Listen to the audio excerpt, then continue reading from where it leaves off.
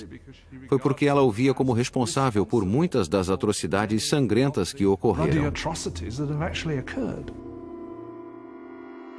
Cordan nem tentou escapar. E durante seu julgamento, não demonstrou arrependimento. O que esperava conseguir assassinando Mahat? Paz. Agora que ele está morto, a paz voltará a meu país. Charlotte Cordan rapidamente foi executada, e seu sonho de paz morreu juntamente com ela. Ela matou Mahat, o homem, mas criou Mahat, a lenda. Sua morte foi representada pelo pintor revolucionário mais importante, Jacques-Louis David. Ele tornou-se um mártir, uma espécie de figura quase religiosa. Pessoas ofereciam preces por ele, diziam coração de Jesus, coração de Mahat. Existiram momentos, como em seu funeral, onde a banheira na qual foi assassinado foi elevada em um altar quase como crucifixo. Se olharmos para o quadro de Davi sobre a morte de Mahat, vê-se claramente que seu corpo está enrolado exatamente da mesma forma que o corpo de Cristo é mostrado nas representações clássicas da Pietà, da descida da cruz. Vemos uma identificação claríssima de Mahat com Cristo, com Mahat representando uma nova espécie de Deus da República Radical.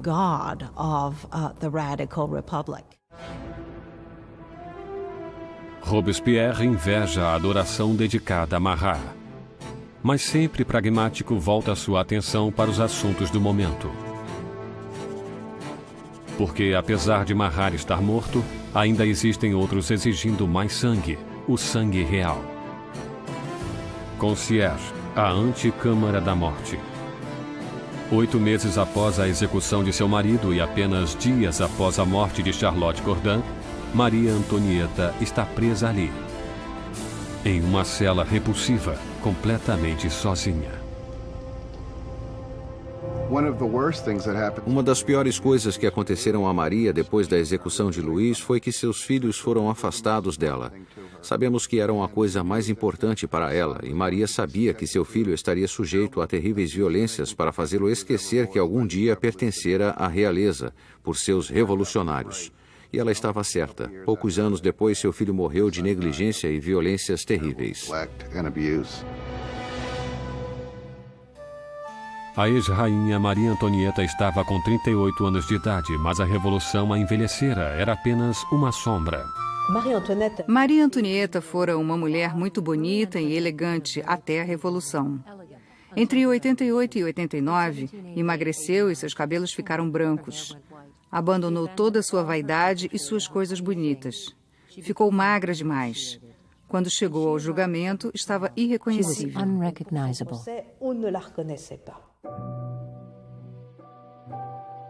Em 15 de outubro, Maria é julgada, acusada de alta traição e de acabar com o Tesouro Nacional. As poucas evidências apresentadas eram suplantadas pelos rumores. Uma acusação final foi acrescentada à lista. Ela foi acusada de incesto com seu filho. Disso, Maria levantou-se para defender-se. Apelo à consciência e sentimentos de todas as mães presentes para declarar se não existe uma só entre vós que não estremeça ouvindo tais horrores. E naquele momento houve uma mudança na corte, porque todas as mulheres sentiam que estavam implicadas e perceberam que foram longe demais em suas acusações. Com uma elevação da simpatia pública, Maria esperava ser deportada para a Áustria, mas suas esperanças desapareceram quando sua sentença foi declarada. Deveria ter o mesmo destino de seu marido. Maria Antonieta estava triste desde o princípio. Ela era o símbolo da aliança austríaca que provara ser desastrosa para a França. Juntamente com o marido, foi motivo de riso devido ao aparente fracasso de seu casamento. E ela era o símbolo da cultura da corte, em uma época em que o povo passava a ver essa cultura como algo completamente corrupto e terrível para o país. Portanto, por todos esses motivos, ela foi odiada como nenhuma outra rainha da França o fora antes. Era desprezada, vilipendiada. De sua cela, Maria escreve uma carta final despedindo-se de seus filhos e de sua família, prometendo ser corajosa. Seus longos cabelos grisalhos foram cortados, preparando-a para a lâmina.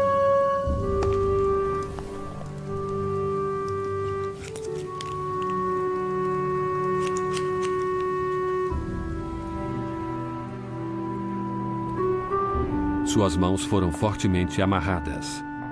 Quando saiu pelos portões da prisão, esperava uma carruagem. Em vez disso, foi levada por uma carroça como uma criminosa comum. Ela esperava que quando fosse levada para a execução teria o mesmo tratamento do rei, que iria em uma carruagem fechada para que a multidão não pudesse vê-la. Mas colocaram-na em uma carroça aberta para que as pessoas pudessem gritar todo tipo de ofensa, coisas terríveis, ameaças horríveis. Uma sombra da soberana que foi um dia. Maria Antonieta mantém uma dignidade de rainha enquanto desfila pelas ruas de Paris.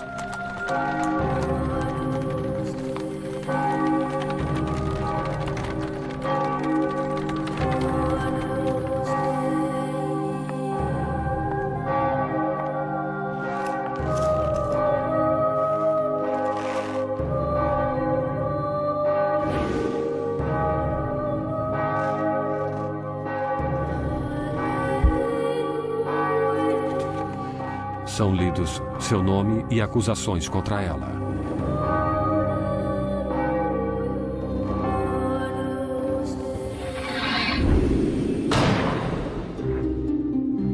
A última rainha da França está morta.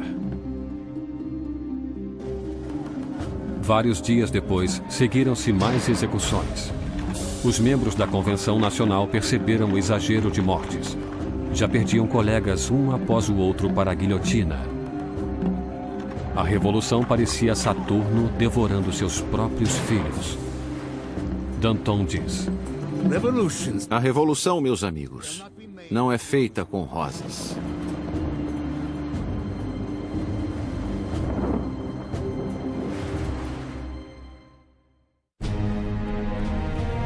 Setembro de 1793. 4 anos passaram-se desde a Revolução e a França estava sendo despedaçada. Havia uma violenta insurreição nas províncias e enormes perdas causadas pela guerra contra a Europa. Em uma derrota famosa, os britânicos tomaram o porto de Toulon. A Europa estava comendo a França por suas fronteiras. A França era o maior e o mais popular país da Europa Ocidental. Fora uma grande força militar e, naturalmente, quando entrou na Revolução, muitos de seus inimigos e muitos de seus aliados pensaram haver chegado à chance de tomarem não um pedaço do território francês, mas certamente para enfraquecer-se às custas dela e para enfraquecê-la definitivamente. A França estava isolada no centro da Europa, estava bloqueada pela Bretanha, era atacada e invadida pela Áustria e pela Prússia. O povo de Paris estava tomado de medo de que a vitória da contra-revolução levasse a um banho de sangue. Danton e Robespierre, os astros oradores da Convenção, perceberam que teriam que agir para salvar a Revolução. Convenceram seus colegas a instituir uma nova forma de lei marcial. Está na hora de todos os franceses desfrutarem de uma igualdade sagrada. Está na hora de impor essa igualdade através de atos de justiça contra traidores e conspiradores. Que o terror seja a ordem do dia. E assim tem início um novo capítulo na Revolução. Um período de violenta repressão chamado de O Terror. Em uma virada notável, os revolucionários suspendem a nova Constituição e os direitos que ela garantia. Espiões policiais espalham-se por todo o país. Qualquer um que fosse suspeito de atividade contra-revolucionária era preso, rapidamente julgado e enviado para a lâmina nacional. O reinado do terror foi criado como um governo de emergência. O que compreendiam como terror era insuflá-lo nos corações dos inimigos da República. E eles ou aceitariam as regras ou seriam presos e condenados. Arrested and disposed of. A menor suspeita poderia mandar qualquer um para o cadafalso. Políticos que comentassem a monarquia defunta. qualquer um que usasse as palavras Monsieur ou Madame ao invés da nova forma de tratamento cidadão. O ar estava carregado de paranoia. Vizinhos denunciam vizinhos. O rolar incessante das carroças da morte percorriam as ruas de Paris. A execução paira sobre as cabeças do povo. Todos sabiam que em Paris havia vários espiões da polícia por toda parte. Nas filas do pão, escutando o que as mulheres diziam e entregando-as se não gostassem do que ouviam. Podiam ser entregues não somente por se queixar do preço alto do pão, mas também por não mostrar-se muito entusiasmado com o andar da carruagem e com o sucesso da revolução. Qualquer comentário poderia causar problemas às pessoas. A convenção instituiu um tribunal revolucionário, expedindo julgamentos e execuções com grande eficiência. Para consolidar o poder, formaram um conselho de 12 homens chamado Comitê de Segurança Pública. O maior poder deveria ser delegado a um grupo menor e esse grupo tornou-se o Comitê de Segurança Pública, que finalmente resumiu-se a 12 pessoas que governavam a França como uma ditadura coletiva. Com suas palavras de mestre e sua visão revolucionária, Robespierre tinha a voz mais forte nas reuniões. E essa voz pedia mais sangue.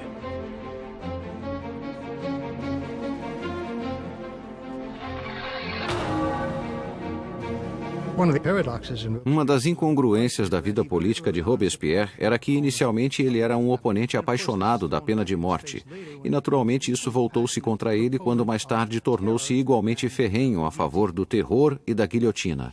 Ele jamais explicou-se claramente, exceto para dizer: os tempos mudaram. A revolução endurecera Robespierre. Inicialmente apoiando fervorosamente uma imprensa livre, agora instaurava a censura, um vestígio do antigo regime. E com a igreja já sendo atacada, ele é influenciado por um dos revolucionários mais radicais, Jacques-René Hébert, que propõe uma descristianização. Quando a crise da guerra e da rebelião interna está no seu auge, o povo começa a dizer que a raiz de todo o problema eram os padres, a religião. E se quisessem salvar-se dos inimigos da revolução, deveriam destruir o poder da Igreja Católica. Superstição, fanatismo, é disso que a religião se trata, e, consequentemente, acabar com isso. Ruas que tinham nomes de santos foram rebatizadas. Ícones religiosos foram destruídos e substituídos por tributos ao novo São Marat. A igreja passou a ser o inimigo dos revolucionários radicais. Altares eram arrancados das igrejas e catedrais, o vidro era quebrado, as estátuas destroçadas. A riqueza da igreja simplesmente desaparecia. Para a opinião europeia, isso era ainda mais chocante do que a morte do rei. Nem mesmo o calendário cristão foi poupado. Os anos já não eram marcados a partir do nascimento de Cristo, mas de setembro de 1792, a queda da monarquia. Agora era o ano 1. Os meses receberam nomes de acordo com as estações. Julho tornou-se Thermidor, abril Floreal. Os meses foram partidos em 3 semanas de 10 dias cada. O calendário revolucionário foi destinado como uma arma contra o cristianismo, contra a fé cristã. É claro que com uma semana de 10 dias não haveria mais o domingo, e o povo nem sabia mais quando seria o domingo. Era o que esperavam. O terror espalhou-se por toda a França. Insurreições são abatidas com uma crueldade sem limites. Na cidade de Lyon, onde os contra-revolucionários ganhavam terreno, o Comitê de Segurança Pública exibe um exemplo cruel. Centenas de rebeldes são amarrados, enviados para os campos e assassinados em massa.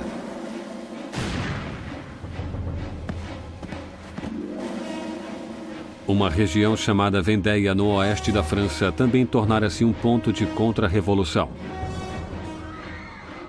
Rebeldes e padres foram amarrados juntos e colocados em barcos que eram afundados sem piedade. Mais de 100.000 pessoas foram mortas somente em Vendéia. Em Paris, a guilhotina desce cada vez mais.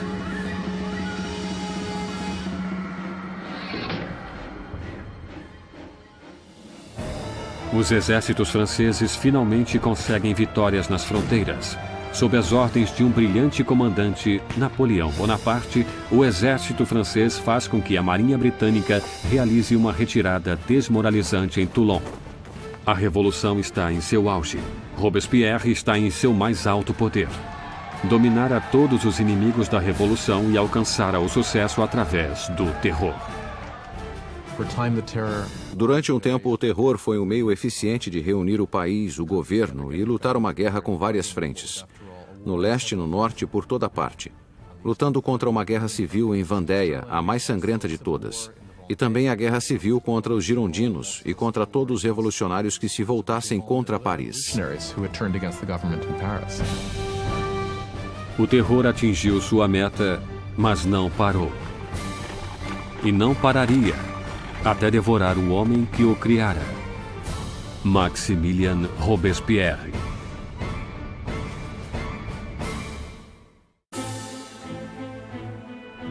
Com o sangue do terror, Maximilien Robespierre salvou a revolução.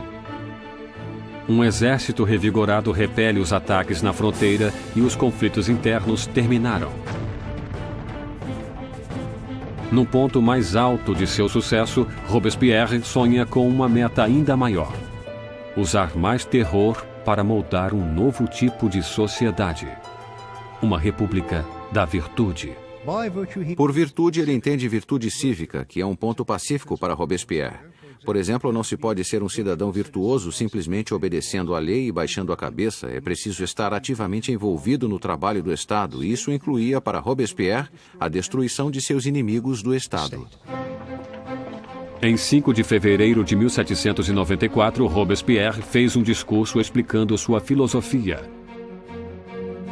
Terror sem virtude é desastroso, mas a virtude sem terror é inútil. Ele associava o terror com a virtude. O terror, naquele momento, tornava-se em seu pensamento um instrumento pelo qual poderia criar a virtude.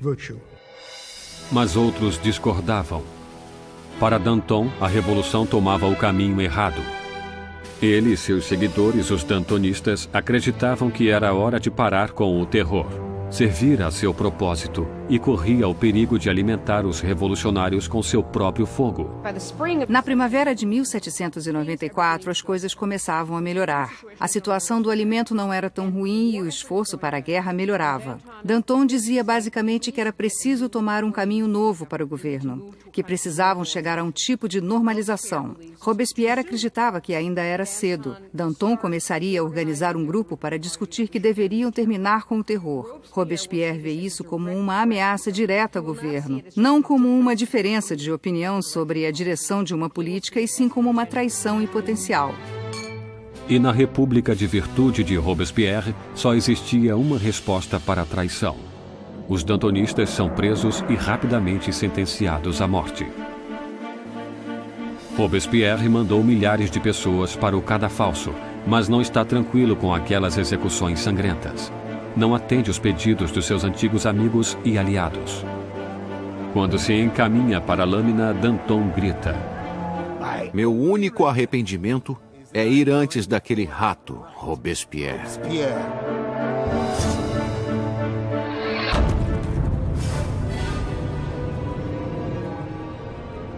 Com os dantonistas fora do caminho, Robespierre lança a França em um período ainda mais sangrento, mais horripilante: o Grande Terror. O Grande Terror foi o nome dado à última fase do terror na primavera e no verão de 1794.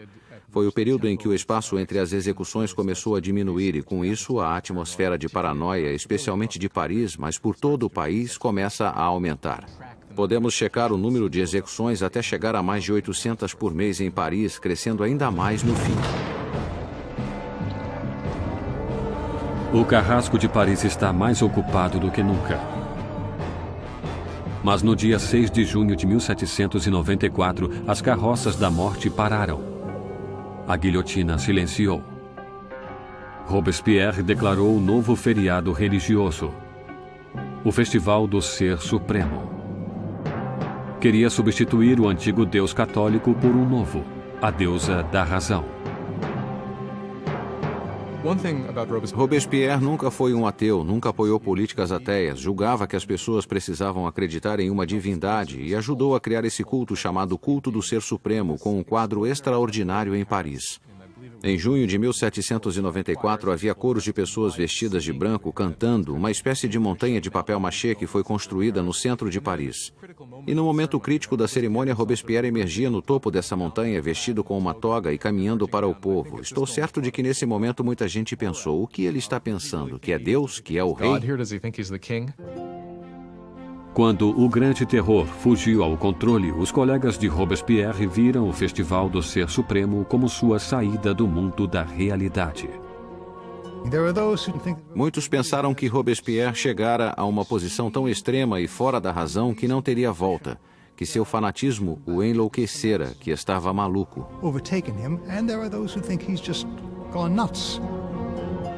Mais uma vez, as suspeitas de Robespierre voltaram-se para aqueles mais perto dele. Em 27 de junho, agora 9 do Termidor, ele apareceu na convenção e fez um discurso cheio de ameaças. Seria seu último discurso. Robespierre cometeu um erro tático. Anunciou que tinha uma nova lista de inimigos, mas não a entregou. Portanto, todos tiveram medo de estar nela. E quando voltou no dia seguinte para entregar a lista, foi preso antes que pudesse falar. Um coro inesperado de vozes gritava fora Robespierre. Ele ficou chocado e em silêncio. Os representantes declararam-no um inimigo e removeram-no da convenção. Robespierre e vários de seus associados foram levados para a prefeitura, onde foram vigiados a noite inteira. Pela manhã ouviram-se gritos. Os guardas correram para o segundo andar. Abriram a porta e viram uma cena inesperada. Um dos seguidores de Robespierre atirara-se pela janela. Outro atirara na própria cabeça. E Robespierre é encontrado semiconsciente com um ferimento de bala no rosto. Sua mandíbula partida por uma aparente tentativa de suicídio. Robespierre passa suas últimas horas sobre a mesa do Comitê de Segurança Pública, na mesma sala onde espalhara o terror até seu final sangrento. Enquanto é ridicularizado e insultado por seus antigos colegas, Robespierre não pode responder. O grande mestre da oratória fora silenciado. Na Concierge, onde a última rainha da França o precedera, Robespierre foi preparado para a navalha nacional. Seu companheiro de cela, o revolucionário Saint-Just, apontou para um quadro dos direitos do homem e disse: "Pelo menos fizemos aquilo." Robespierre dominara uma revolução e mudara a face da França. Reordenara a sociedade e dirigira um sistema sangrento e tirânico para garantir seu sucesso. Mas estava destinado a ser uma de suas últimas vítimas. O caso é que havia muito entusiasmo para terminar o terror, mas ninguém sabia como fazê-lo. E o mais surpreendente de tudo é que, no final, a única maneira de acabar com o terror seria com a queda de Robespierre. Em 27 de julho de 1794, a guilhotina decapitou o incorruptível. E foi derramado o último sangue do terror. O terror morre com Robespierre, mas a revolução não. Os direitos do homem, a democracia, a nova república, os resultados da revolução sobreviveriam aos próprios revolucionários. A França entraria em um período de incertezas, congelada entre o medo de outro terror, ou pior ainda, um retorno à opressiva monarquia que o precedera. Depois de 5 anos instáveis, o poder novamente é consolidado nas mãos de um único homem: Napoleão Bonaparte. os historiadores discordam sobre o fim da Revolução. Alguns acreditam que ela morreu com a ascensão de Napoleão. Outros afirmam que a Revolução viveu até o século XIX e mais ainda. A Revolução foi o primeiro modelo definitivo em que um povo tomou seu destino com suas próprias mãos. A ideia, os antigos súditos, os que estavam em melhor posição, ou a monarquia mais gloriosa da Europa pudesse definitivamente reviver sua história, foi algo com resultados incríveis. A Revolução destruiu a parte fútil da Europa e mudou para sempre o curso da civilização ocidental. A questão levantada pela Revolução Francesa é saber quanto de violência é justificável para conseguir-se uma sociedade melhor. O povo teria o direito de destruir o que julgava ser um sistema injusto para substituí-lo pelo que estava convencido fosse mais justo. Quanto de violência é justificável para esse fim? Ainda temos que pensar no assunto. Enquanto Robespierre e seus companheiros dirigiam seu país para o futuro, muitos deles devem ter imaginado qual seria o resultado final. Mais de 200 anos depois do nascimento da República Francesa, o fantasma de Robespierre ainda persegue revoluções da Rússia ao Vietnã, da China à América Latina. A experiência francesa com a democracia inspirou modelos por todo o mundo. Onde existe tirania, o grito por justiça é eterno. Pela liberdade, igualdade, fraternidade. Pela revolução.